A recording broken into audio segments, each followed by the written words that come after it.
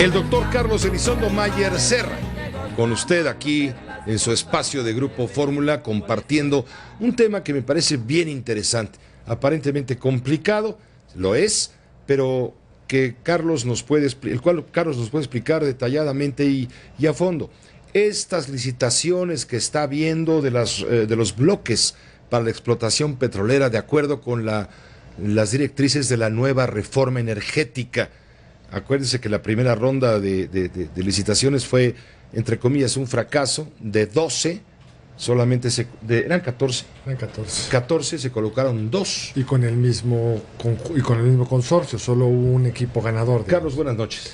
Buenas noches, Pepe, sí. Hoy vino la ronda, otra parte de la llamada ronda 1, porque la otra fue la ronda 0. No, la otra fue la ronda 1.1. Ah, muy bien. Esta fue la ronda 1.2. Es el segundo bloque de campos que se licita y que se anuncian sus resultados. ¿Son campos para la explotación petrolera en dónde? Vamos a ponerlo en perspectiva. Primero, ¿qué es esto de las rondas? El gran cambio de la nueva ley de hidrocarburos y la reforma constitucional previa es que antes había un solo actor que podía explotar la reserva, se llamaba Pemex. Entonces, para fines prácticos, Pemex era el dueño de todo. Con la reforma, como debe de ser, la verdad, se pasa el control de las reservas a quien nos representa como mexicanos, que es la Comisión Nacional de Hidrocarburos.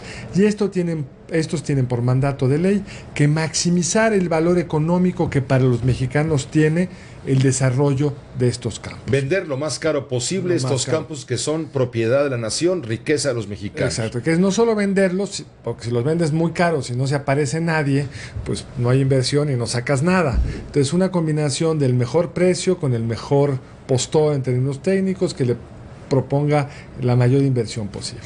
Ahora, como Pemex era el único que estaba en el negocio, se dio la llamada ronda 0. La ronda 0 fue: yo, CNH, voy mano. Te reconozco a ti, ajá, Pemex, que estos campos son tuyos. O sea, tú decides cuáles. Yo, CNH, te digo a ti, Pemex, tú dime qué quieres. Y yo te reconozco algunos. Le reconoció casi todo lo que le pidió en las llamadas reservas ya aprobadas. Buena parte de las reservas probables, que es lo que todavía no está bien delimitado, y de las potenciales, de las que sabemos que hay un poquito por ahí, pero no sabemos muy bien, le dio casi nada. Pemex tiene 5 años para mostrar que en estas asignaciones tiene la capacidad para desarrollarlo. Y si no, la CNH se los quita. Se lo quita y se lo da aquí al mejor postor. Venga de regreso. Y en paralelo se fue desarrollando la ronda 1. La ronda 1 es: estos bloques vamos a licitarlos al mejor postor con reglas específicas para cada bloque. ¿Por qué la diferencia entre uno y otro? Pues porque Pemex ya estaba en este negocio, ya había metido lana. Derecho de piso. Derecho al tanto. Además, yo creo que la reforma busca como objetivo fortalecer a Pemex. No se trata de que no tenga con qué jugar, tiene experiencia, tiene infraestructura. Entonces le correspondía a Pemex lo que ya había estado trabajando. De hecho, aquello que no le tocó a Pemex, porque la CNH decidió no dárselo, y ya había Pemex invertido dinero, la CNH tiene que dictaminar junto con la CENER cuánto dinero tenía Pemex ahí invertido y pagárselo de regreso, porque ese sí, el patrimonio de Pemex ya se había gastado en empezar a desarrollar. Ahora, ronda 1, que es el gobierno a través de la CNH dice: vamos a ir los distintos bloques, los vamos a asignar al mejor postor. El gobierno tiene que lograr 2 cosas al mismo tiempo, que es muy importante que las logre, que sea con transparencia, sin que haya duda de que esto fue para el amigo del grupo no sé qué, se haga la mayor transparencia posible y maximizar el valor que los mexicanos podemos obtener de este petróleo, pidiéndole a los actores interesados, a los consorcios inversionistas, que le den un X porcentaje de las utilidades que se obtengan. ¿Qué pasó con la ronda 1.0? En la ronda 1.1, digamos, 1.1, la primera de la sí. 1.1, que era, a diferencia hace de esta, 3 meses. Hace unos 3 meses, que esa ronda era primero muy complicada porque era exploración y producción. Es decir, no se tenía bien delimitado qué geología ya había No abajo. era explotación. No, era exploración primero y luego producción. O sea, tenías que invertir para saber bien de qué calidad de geología estábamos hablando. Riesgoso. Más riesgo, y en función de esta tú hacer tu plan de inversión y ver cuánto sacabas. Había más riesgo. Y el gobierno puso unos límites de compartir, les exigió a los consorcios que y eso no se sabía ex ante, se abrió el sobre, que solo iban a poder quedarse con una zona, el que hubiera dado por lo menos 50% de proyecto de compartir del crudo que se obtuviera y se encontrara y se extrajera. Hubo varios postores que se quedaron por abajito del 50%, pero como las reglas eran esas y el gobierno, para no darse discrecionalidad para negociar, no entró, como a veces pasa en estas rondas, una negociación posterior. Tú ofreciste 42, yo quiero 50, vámonos en 45, por decir. Ni tú ni yo. Pero no hubo eso, solo un consorcio quedó por arriba, Oil and Sierra Gas, y será el primer jugador que ya firmó un convenio. Que se quedó con dos de los bloques. Campos, dos de los bloques. Ajá. En esta segunda, pero quedaron desiertos 12. Los otros quedaron desiertos, se guardan en el cajón y saldrán en el futuro. En la 1.2, que es la que se anunció y que vimos hoy en vivo, porque es un proceso abierto a cualquiera que lo pueda ver, se trata de campos geológicamente más interesantes porque ya se conocen. Es solo para explotarlos, para producirlos. Ya se hizo la exploración, ya se delimitó, se tiene mucho mejor conocimiento de los mismos. Y en este caso, el gobierno bajó su expectativa de compartir y, sin embargo, los consorcios que participaron en 3 de los 5 campos se fueron muy por arriba del mínimo que había puesto el gobierno. Entonces, para el gobierno es un éxito en dos sentidos. De los 5 bloques que se estaban licitando, en 3 hubo ganadores. Y hubo vacantes 2. 2 quedaron vacantes, la geología no fue suficientemente interesante para estos precios del petróleo, etc.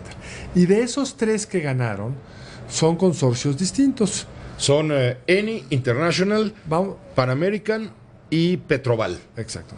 Eni International es la gran empresa italiana de energía que tiene una presencia internacional en muchas geologías del mundo. Ofreció mucho más que los otros, un porcentaje altísimo de compartir utilidades con el Estado, muy por arriba del 30 y tantos % que había pedido el gobierno, y estamos hablando más del 70 y tantos %. Estamos hablando de un jugador de talla internacional que ofrece una buena proporción de las utilidades que se generan en estos campos y un programa de inversión sobrado respecto a lo que pedía el gobierno. El otro es un consorcio de unas empresas argentinas, Pan American Energy y otra más. Pan American es propiedad de British Petroleum, entonces tienes un 60% de esta es propiedad de British Petroleum. Entonces tienes ahí un jugador también clase mundial que también aceptó condiciones pues más duras de las que el gobierno había puesto como mínimo. Ese fue el bloque número 2. Ofreció el 70% de la utilidad operativa. El bloque número 3 quedó desierto. Y en el bloque número 4 es un consorcio formado por una empresa llamada Fieldwood Energy con la mexicana Petroval, que es del grupo Bayeres, donde se encuentra como director quien fuera el director de Pemex Exploración y Producción, Carlos Morales, que también ofreció una utilidad compartida, un 74% de la utilidad operativa. Entonces, para el gobierno mexicano, yo creo que es Hoy fue un buen día. Ahora, hoy fue un buen resultado. Estamos hablando de campos pequeños, Pepe. Tampoco pensemos que esto va a cambiar nada demasiado importante. Los geólogos calculan que en su pico estos 3 campos estarían produciendo más de 65,000 barriles diarios. México hoy produce 2.3, entonces millones de... Son chicos. Es un poco, pero va en el sentido correcto. Se espera una inversión entre 3 y 4 mil millones de dólares. No es despreciable, por supuesto. 60,000 barriles siguen siendo muchísimos, pero no cambian realmente la tendencia que hoy tiene México en materia de producción y de rentabilidad fiscal de lo mismo. El gran juego, Pepe, es no la siguiente que se va a anunciar pronto, la 1.3, que son campos pequeños, hay muchos jugadores mexicanos, esa va a permitir desarrollar una industria mexicana, pero son más bien yacimientos pequeños, en tierra en tierra todos. El gran signo de interrogación es cómo le va en la ronda 1.4, que es aguas profundas. Sus condiciones se van a anunciar, se dice que se van a anunciar antes de que termine el año, la licitación se anunciaría primer semestre del año, fines del primer semestre del año, principio del segundo semestre, y ahí es donde está, todos recordamos los anuncios aquellos del presidente Calderón, el tesorito, donde hay realmente una perspectiva de grandes campos, de reservas importantes, de un cambio. Aguas profundas, estás hablando de cuántos metros de profundidad sobre el nivel del mar. Bueno, 10.000 metros. Sí. 10.000 metros. 3.000 metros. 3.000 metros de tirante más por lo menos 3.000 de profundidad, 6.000 casos más. En el Golfo de México, lo primero que se va a licitar es frontera con Estados Unidos. Esto tiene ventajas en el sentido que del lado de Estados Unidos las grandes compañías que han operado ahí conocen bien la geología, no debería ser tan distinta del lado mexicano, conocen cómo operar, hay infraestructura que pueden utilizar quizá, aunque habrá que ver las condiciones de estos yacimientos, pero hay todos los servicios en Houston. Es un lugar muy interesante. Las grandes compañías, Pepe, tienen ahorita una gran tensión. Por un lado tienen menos lana, pues el precio del petróleo está más abajo y los proyectos que hoy tienen son menos rentables de los que habían calculado. Por el otro lado tienen que ser capaces de incrementar sus reservas.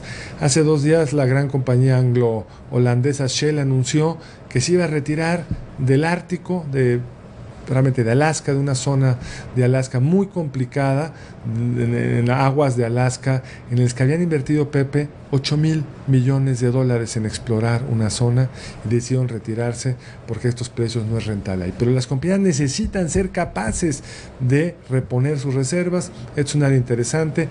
Hay una complejidad en la ley de hidrocarburos que generó una cláusula que no les gusta a las compañías porque hace muy riesgosa, muy discrecional, una posible rescisión del contrato con causas que no están muy bien definidas. Entonces hay todo un jaloneo, cómo se les da certidumbre, porque son proyectos de muchos años, pero esa va a ser la gran muestra de si la reforma nos va a cambiar la tendencia en la caída de la producción y en la caída de los ingresos petroleros. Hoy fue un buen día en ese sentido. Pero va en el sentido correcto, quedó mejor de lo esperado. Si hoy ven las notas de varios periódicos, eran mucho más cautos respecto a lo que podía suceder. Entonces yo creo que el comisionado Juan Carlos Cepeda, el presidente de la Comisión Nacional de Hidrocarburos, como lo expresó, está contento y tiene razón para estar. Muchas gracias, Carlos. Gracias a ti, Pepe. Gracias por ayudarnos a entender todo este complicado mundo del petróleo y la nueva reforma energética para explorarlo y explotarlo. Hagamos una pausa, regresamos con más.